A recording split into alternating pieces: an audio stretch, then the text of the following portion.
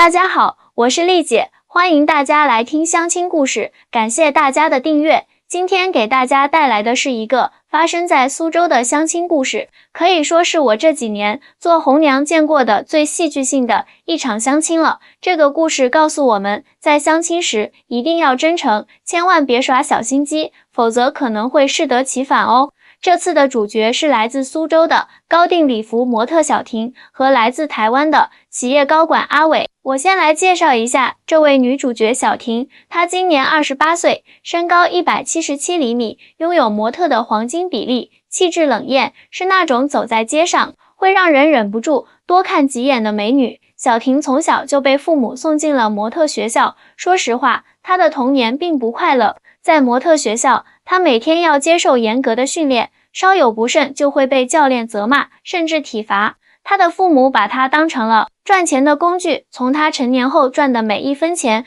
都要分走大部分。虽然现在的小婷经常出现在各种时尚活动中，看起来光鲜亮丽，但实际上她的积蓄都被家人挥霍一空。小婷心里其实很渴望能够遇到一个真心爱她，同时能给她安稳生活的优质男士。她找到我，希望我能帮她介绍这样的对象。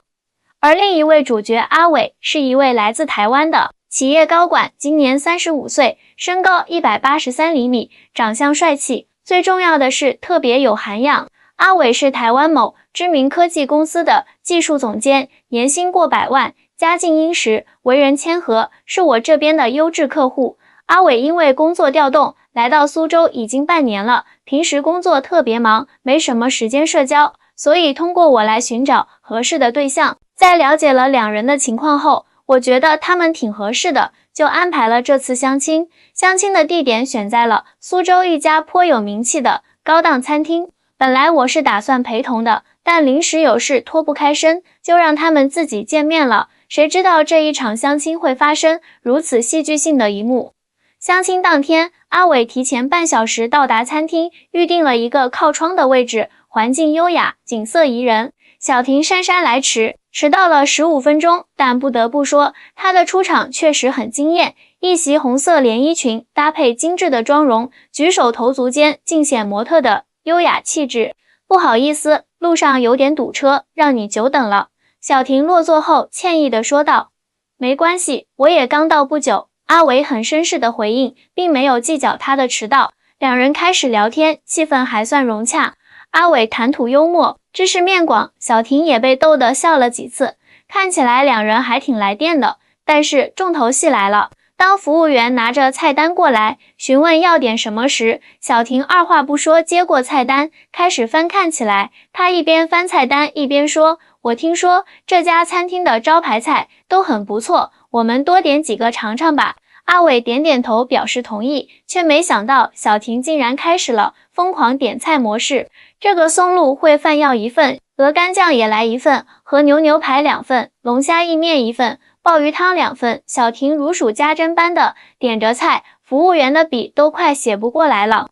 阿伟开始还面带微笑，但当小婷点到第20道菜时，他的表情已经有些僵硬了。而小婷似乎浑然不觉，继续点着，还有这个法式鸭胸，听说很不错，也来1份。餐厅里瞬间安静下来，所有人都被这突如其来的真相震惊了。阿伟也愣住了，他怎么也没想到事情会有这样的转折。他慢慢地坐回椅子上，递给小婷一张纸巾，别哭，有什么事我们可以好好聊聊。小婷擦着眼泪，把自己的遭遇全部告诉了阿伟。原来，尽管她是个模特，看起来光鲜亮丽，但实际上她的生活非常艰难。她从小被父母送去模特学校，忍受着严格的训练和精神虐待。成年后，她赚的钱大部分都被父母以各种理由拿走，说是要还她小时候的培训费和生活费。我知道我今天的行为很过分，但我真的太想改变现状了。我想找个人能带我离开现在的生活，小婷哽咽着说。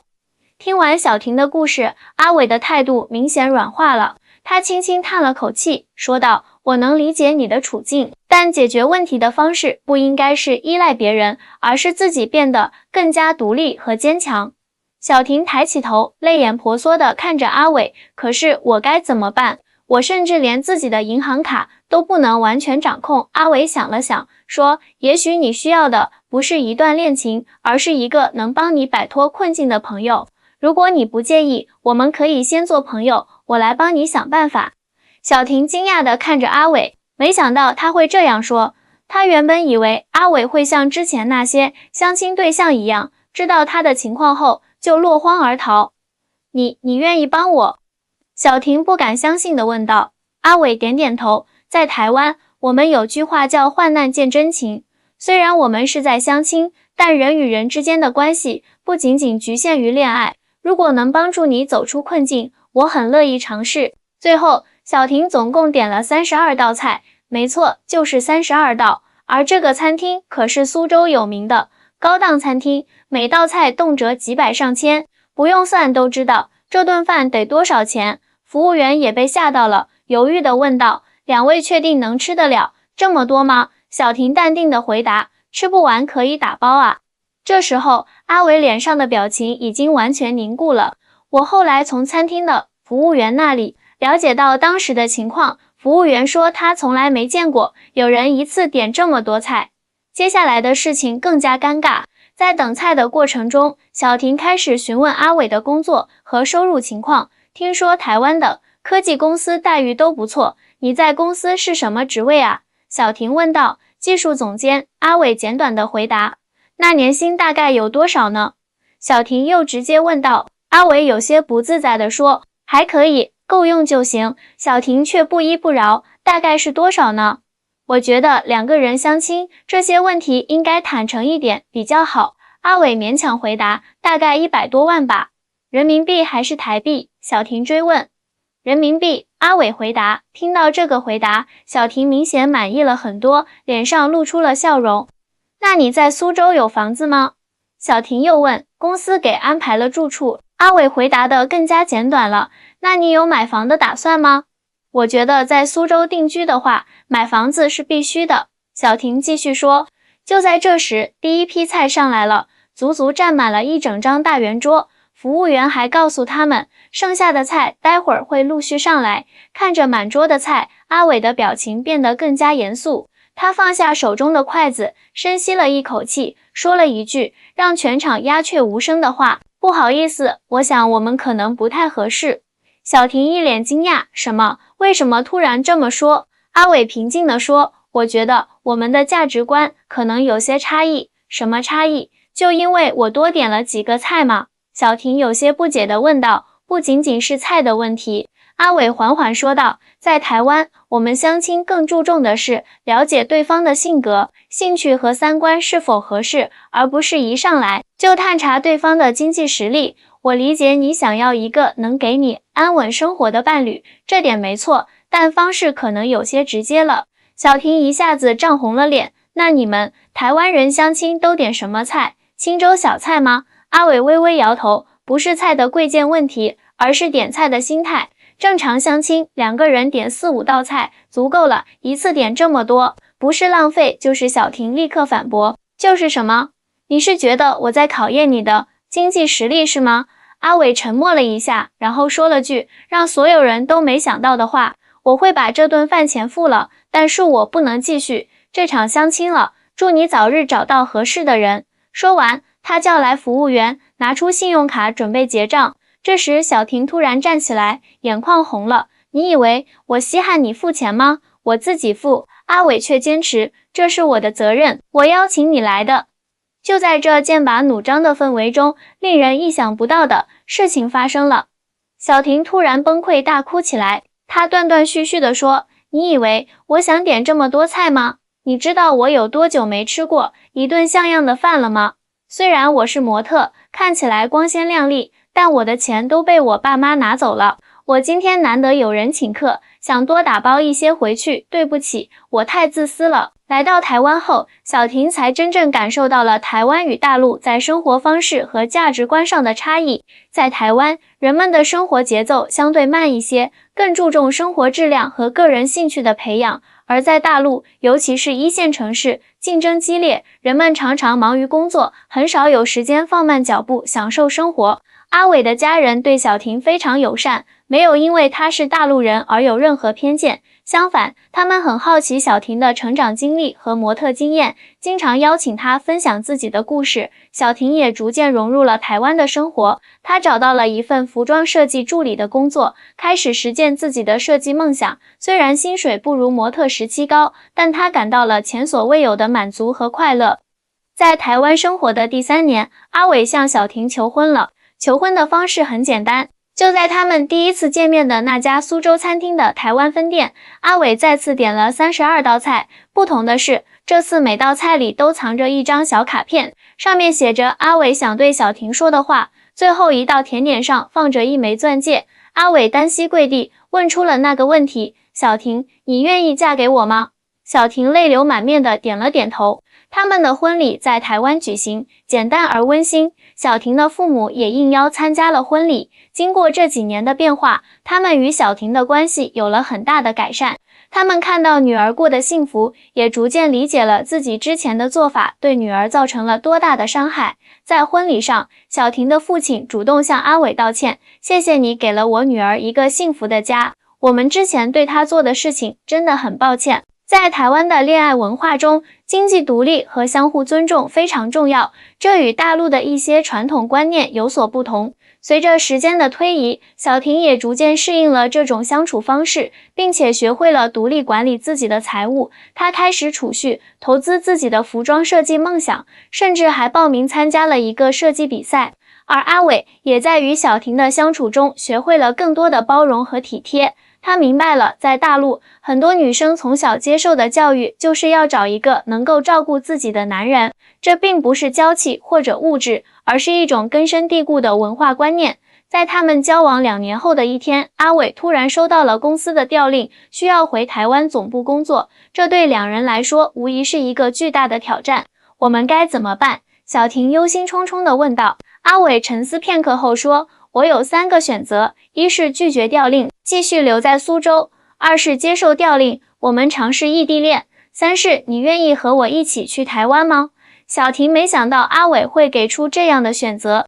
在他的印象中，阿伟一直很注重自己的事业，他以为他一定会毫不犹豫地接受调令。你是认真的吗？为了我，你愿意放弃回台湾的机会？小婷惊讶地问道。阿伟笑了笑，不是放弃，而是选择。我可以选择事业，也可以选择爱情，这取决于我们共同的决定。这一刻，小婷才真正理解了什么是平等的爱情。在这段关系中，她不再是被保护和被安排的角色，而是拥有同等决策权的伴侣。最终，小婷决定和阿伟一起去台湾。她想要了解阿伟成长的环境，也想要尝试在一个新的地方开始自己的服装设计事业。就因为我哭了，小婷有些不解，不完全是。阿伟认真地说，是因为我在你的眼泪中看到了真实。在台湾，我们很重视一个人的真诚度，你愿意在陌生人面前展示脆弱的一面，这需要勇气，也说明你是个真实的人。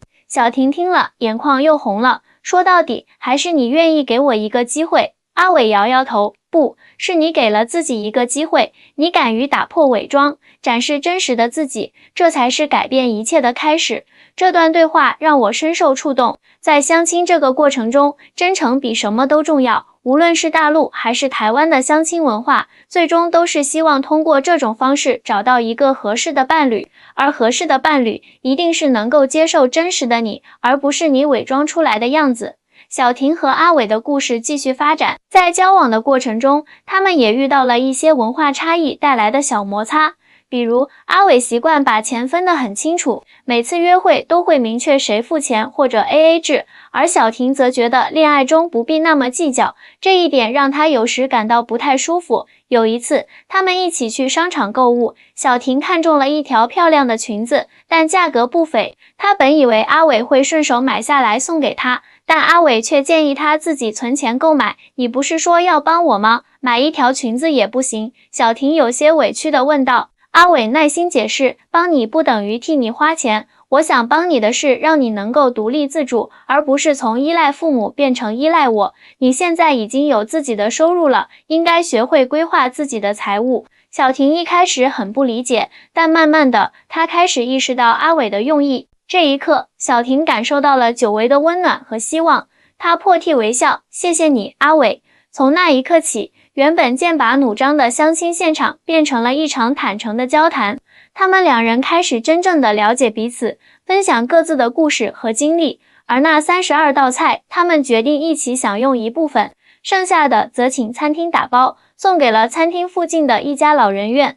这次看似要以不欢而散告终的相亲，却因为一个真实的崩溃和一颗愿意倾听与帮助的心，有了意想不到的转折。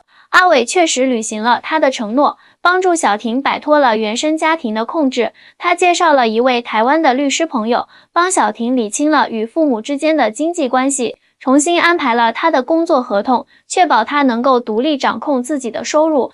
在这个过程中，两人的关系也从最初的相亲对象变成了朋友，再到了相互理解和欣赏的恋人。半年后，小婷搬出了父母的家，开始了真正属于自己的生活。而阿伟也从一开始对他的误解，变成了他最坚实的后盾。故事讲到这里，我不得不感叹一下中国大陆和台湾在相亲文化上的一些差异。在我们大陆，尤其是在一些一线城市，相亲时直接谈论对方的经济条件已经成为常态，甚至有些人会直接询问对方的收入、房产和车子情况。而在台湾，相亲更注重的是交流彼此的兴趣爱好、性格特点和价值观。经济条件虽然重要，但通常不会在初次见面时就直接询问。此外，在大陆的一些相亲场合，特别是在经济发达的城市，有些人会通过消费方式来展示自己的经济实力，或者考验对方的财力，比如点很多昂贵的菜品，或者选择高档的约会场所。而在台湾，相亲更倾向于自然、轻松的氛围，不会刻意通过消费来证明什么。当然，这些差异并不是绝对的，每个人的行为方式也受到个人性格和家庭背景的影响。就像小婷，她点了那么多菜，表面上看似乎是在测试阿伟的经济实力，但实际上却是因为自己的生活困境。而阿伟虽然一开始对小婷的行为感到不解，甚至有些反感，但当他了解到真相后，展现出了包容和理解。这也体现了台湾人身上常见的那种温和、理性的性格特点。这次的故事也让我想起了另一个台湾与大陆相亲文化的差异点。在大陆，尤其是像上海、北京这样的大城市，女方的家长往往会参与到相亲过程中，甚至有些家长会全程陪同，对男方进行各种审核。而在台湾，相亲通常更加注重两个人的独立交流，家长很少会直接参与到初次见面的场合。回到小婷和阿伟的故事，在他们相识1年后，两人的感情逐渐稳定下来。阿伟帮助小婷处理完与父母的问题后，小婷也开始了全新的人生。她不再只是一名为了生计而工作的模特，而是开始追求自己真正热爱的事业——服装设计。有一次，小婷回忆起他们第一次相亲的场景，忍不住问阿伟，当时你为什么愿意留下来听我解释，而不是直接离开呢？阿伟笑了笑说，说实话，当时我确实想离开。在台湾，我们相亲不会这样直接问对方的收入和财产状况，也不会点那么多菜。但当我看到你哭的那一刻，我突然意识到可能有什么我不知道的原因。而作为红娘的我，最大的心愿就是帮助更多像小婷和阿伟这样的有缘人相遇，让他们也能够找到属于自己的幸福。说到这里，我不禁又想起另一对我介绍认识的跨海情侣，他们的故事同样精彩，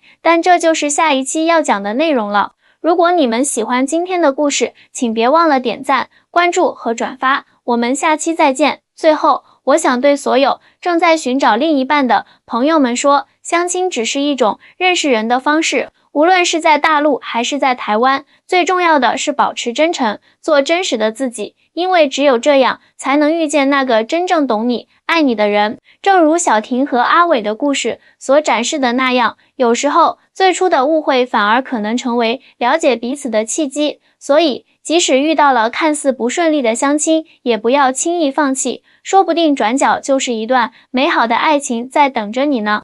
好了，今天的故事就讲到这里，我是丽姐，我们下期再见。而台湾的相亲则更看重性格匹配和生活理念是否相合。